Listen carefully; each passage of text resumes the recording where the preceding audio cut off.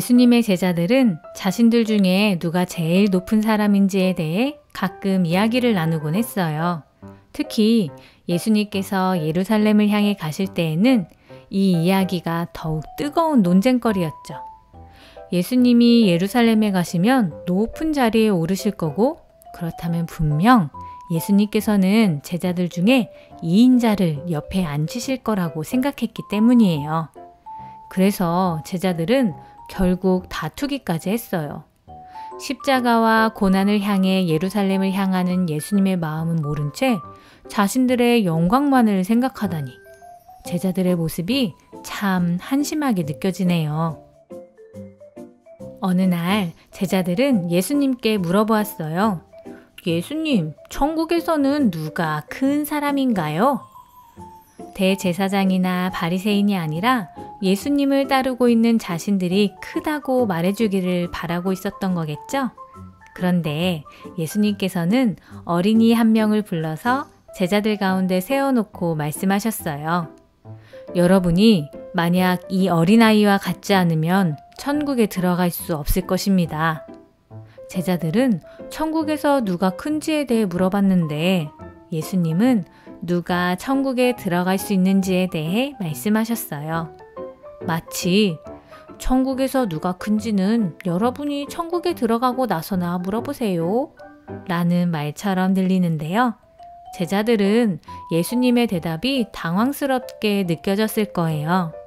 자신들은 예수님의 제자이기 때문에 당연히 천국에 들어갈 수 있을 거라고 생각해왔고, 거기에서 제자들을 높은 자리에 앉혀주실 거라 생각했는데 오히려 천국에 들어가지도 못할 수 있다는 걸 처음으로 깨달았기 때문이에요.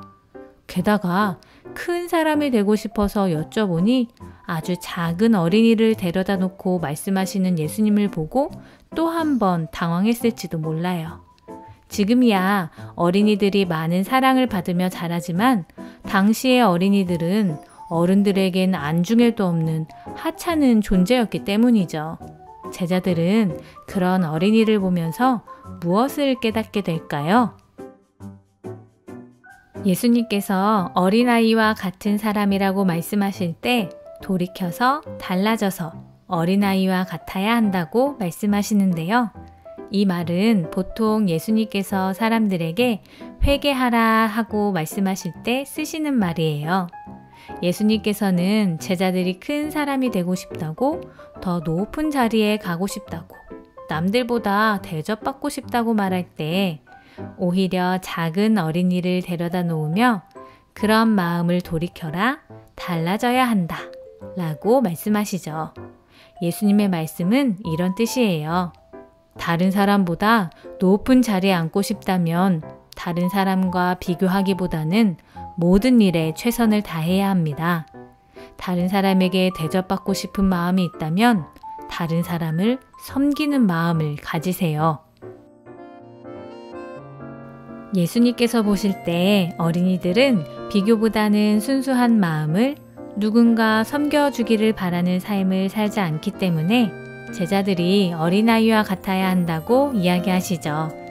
여러분, 남들보다 높아지려는 마음이나 다른 사람들과 비교하는 마음을 가지고는 천국에 들어갈 수 없어요. 이런 마음을 내려놓고 비교하기보다는 최선을, 높아지려고 하기보다는 서로 사랑하는 마음을 가지고 살아간다면 예수님께서 우리 모두를 천국으로 부르시고 함께 하시지 않을까요?